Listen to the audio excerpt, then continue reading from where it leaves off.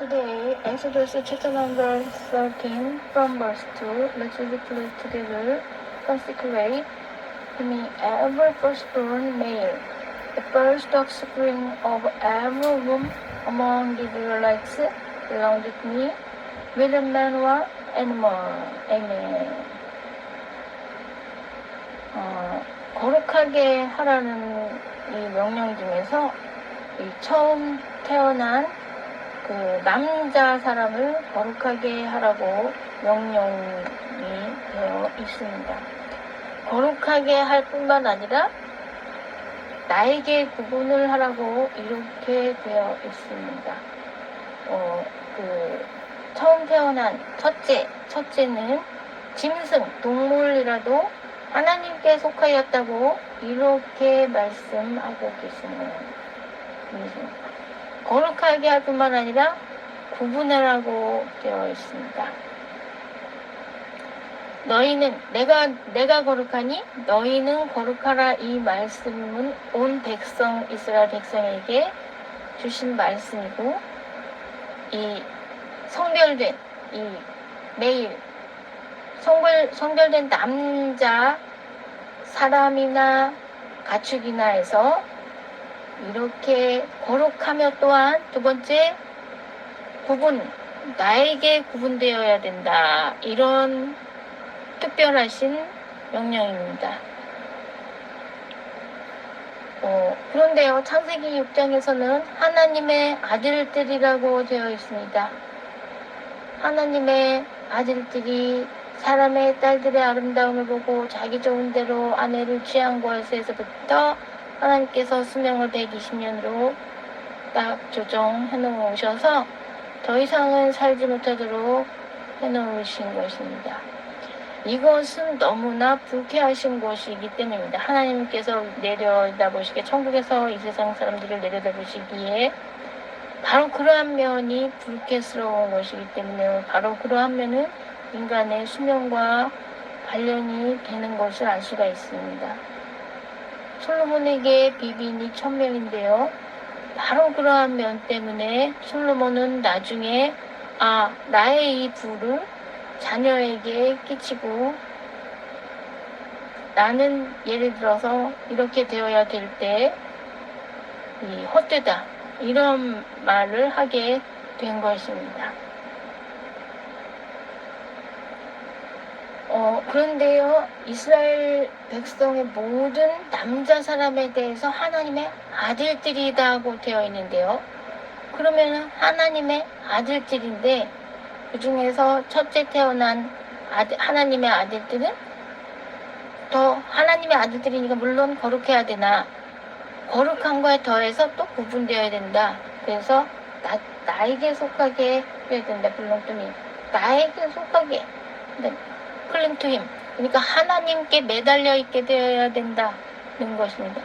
하나님께 대롱대롱 매달려 있는 상태로 되어 있는, 하나님께 달려 있는 거예요. 이렇게 매달려서 이렇게 공중에 떠 있는 이러한 상태로 생각하시면 되고, 하나님께 속하여 있다는 것은 이 세상에 살면서 이 세상의 사람이 아니고 하나님께 속하여 있는 사람. 이 세상에는 아무 낙이 없어요. 이 세상에 있는 아무것도 바라보고 있지를 않기 때문이죠. 마음속에 이 세상에 대한 관심 아무것도 없고요. 이 세상에 있는 것들을 사랑치 말라 한 이 말씀대로 이 세상을 바라보지 않으면서, 이 세상에 있는 사람들을 바라보지 않으면서, 이 세상에 있는 모든 것들을 바라보지 않으면서 물질을 바라보지 않기 때문에 오직 하나님께 속한 사람으로 되어야 한다는 말씀입니다. 이것은 하나님의 아들들에서 모든 남자 사람들은 다 하나님의 아들들로 생각하고 계시는 거예요. 하나님께서는 하나님의 아들들로 생각하고 계신 거예요. 모든 남자 사람들. 근데 우리는 사람의 아들들이구나, 이렇게 생각하고 있죠. 우리는 사람이다, 이렇게 생각하고 우리의 아이덴티티를 우리가 정하고 있어요.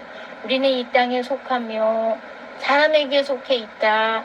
우리 부모에게 속한 사람들이다.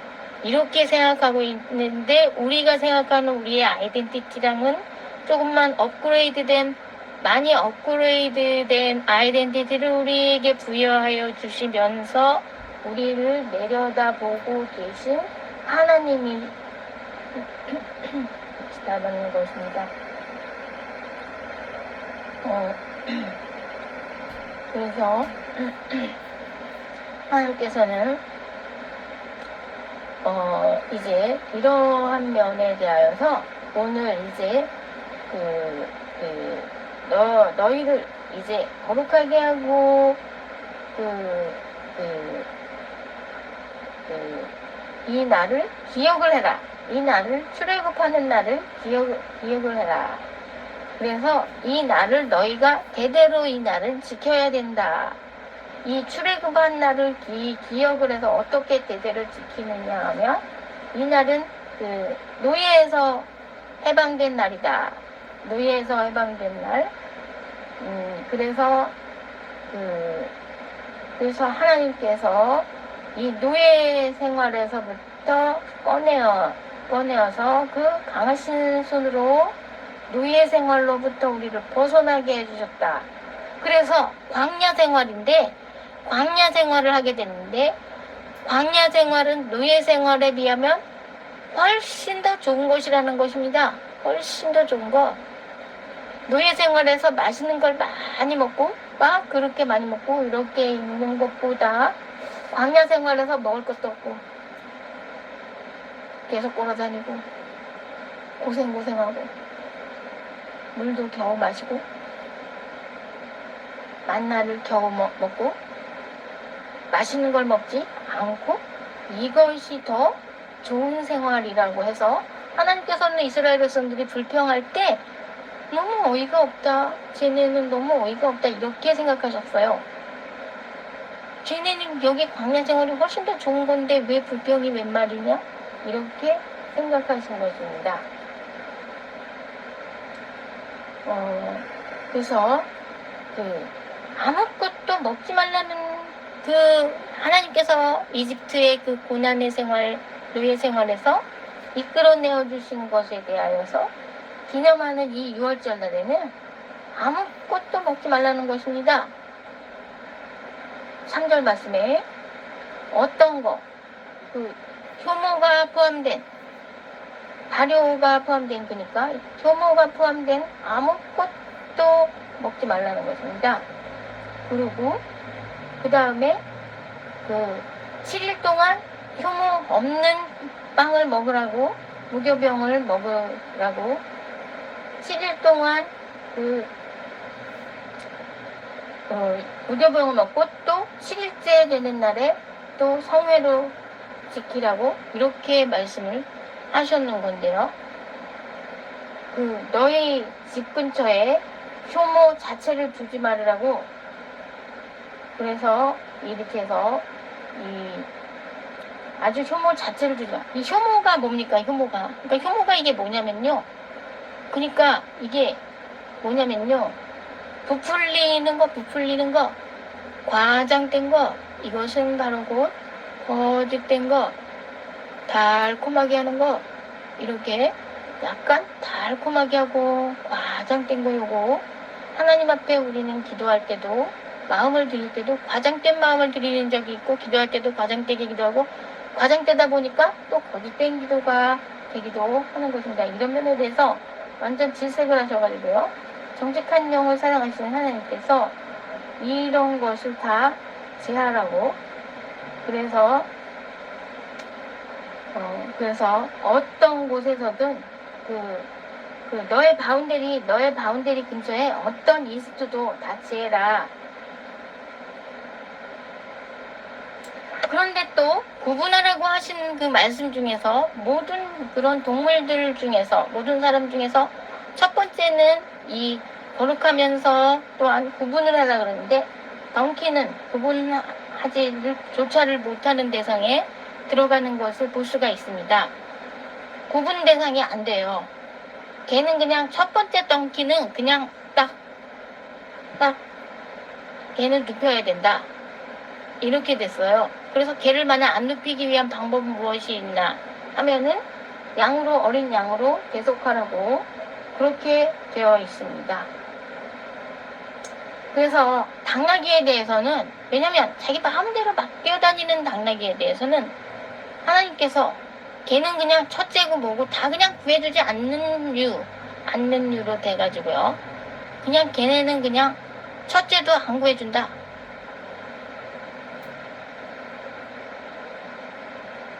첫째를 구해주려면 어린 양으로 계속해라.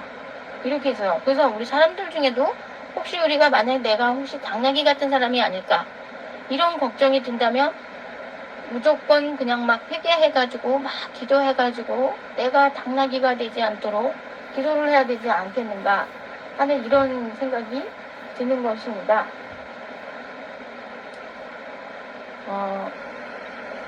그 다음에 17절 말씀에서요. 17절 말씀에서 하나님께서 이제 바로가 백성을 보낸 후에 블레셋 사람의 그 땅을 가까울지라도 하나님이 그들을 그 길로 인도하지 않으셨다고 했어요. 그러니까 우리는 광야에서 뭔가 우리는 가진 것이 없어요. 가진 것이 없고 이렇게 생활을 한다 할지라도 노예 생활보다는 낫잖아. 이렇게 위로를 받고 또 그 다음에 전쟁의 생활보다는 낫잖아. 이렇게 돼서요.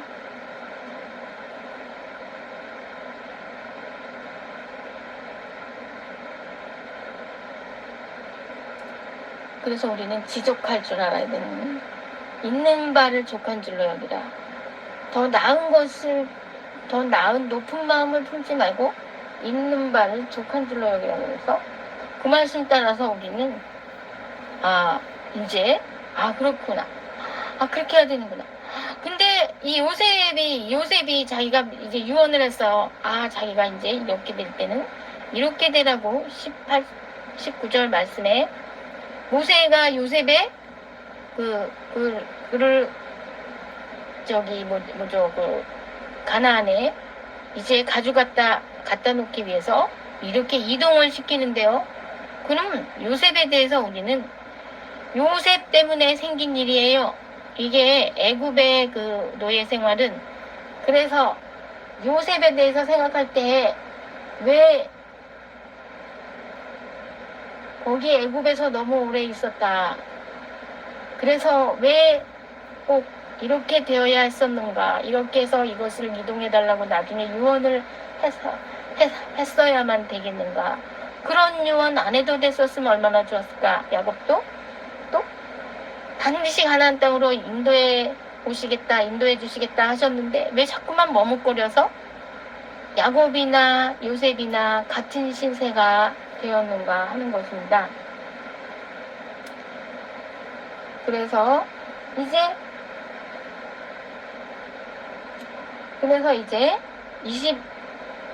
22절에 보면은요. 이제 하나님께서 낮에 구름 기둥으로 인도하셨다. 이것은 구름이라는 거는 걱정이 많은 거예요. 이스라엘 백성들을 낮에 인도하실 때는 낮에는 햇볕이 있을지라도 걱정 많은 것입니다. 왜? 그 사람들의 마음속에 햇볕만이 아니죠. 우리는 창세기 1장 3절에 빛이 있어야 되는데 마음속에 빛이 없을까봐 걱정이 많으면서 밤에는 불타오르지 못해서 불태워서 죽이지 못해서 참으시는 그러한 불꽃을 환하게 비춰 주셔야지만이 이스라엘 백성을 구하실 수 있는 위로의 심정. 하나님의 마음이라는 거는 우리들에 대하여 있는 하나님의 마음이라는 건 뭐냐? 날마다 낮에는 걱정, 밤에는 또 불태우지 않고 참으시느라고 불꽃을 막 그냥 이렇게 환하게 밤에 비추어 주시는 것입니다.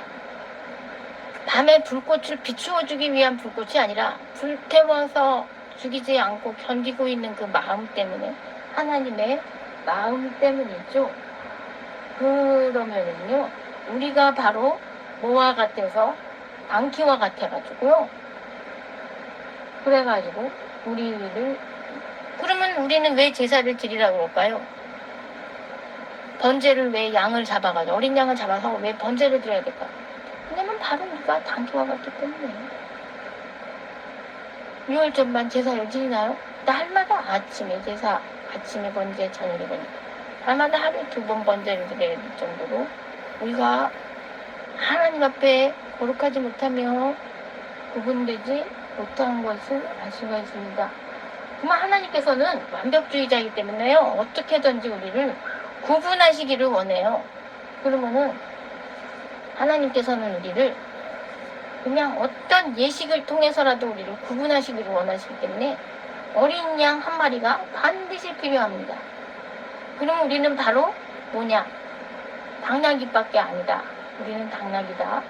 이제 알게 되었어요. 우리 자신이 어떤 존재들인가 이제 알게 됐어요. 아, 우리가 당나귀였구나. 아, 참.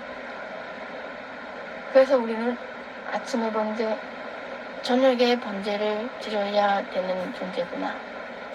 하나님께서 밤중에도 막 불태우지 못해서 참으시는 불꽃을 막 그냥 이렇게 환하게 막 플레임 이렇게 하시는 이러한 존재들이구나 하는 것을 우리가 알게 되었습니다.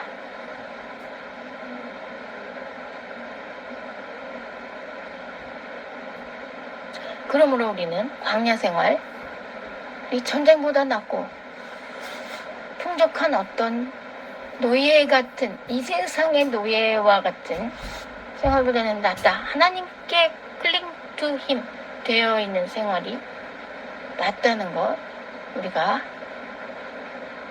당나귀 같은 존재로서 하나님께 붙어 있는 게 어디예요? 하나님께 속하여 있는 게 어디입니까? 이 세상에 아무 낙이 없을지라도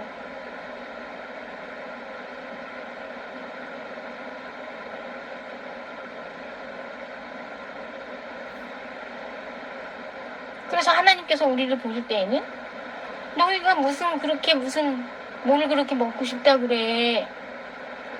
그리고 무슨 불평이 그렇게 많아? 그렇게 생각하시는 거예요. 내가 너희를 애굽의 노예 생활에서 구해준 게 어딘데 그래? 너희는 존재성이 당나귀 존재성인데도 너희를 구해준 게 어딘데 그래? 그렇게 해서 우리는 참아야 하죠. 전쟁이 아닌 것에 감사하고, 노예가 아닌 것에 감사하고, 이 세상에 속해 있지 않은 것에 감사하고, 하나님께 매달려 있는 것에 감사하고, 하나님께 속하여 있는 것에 감사하고.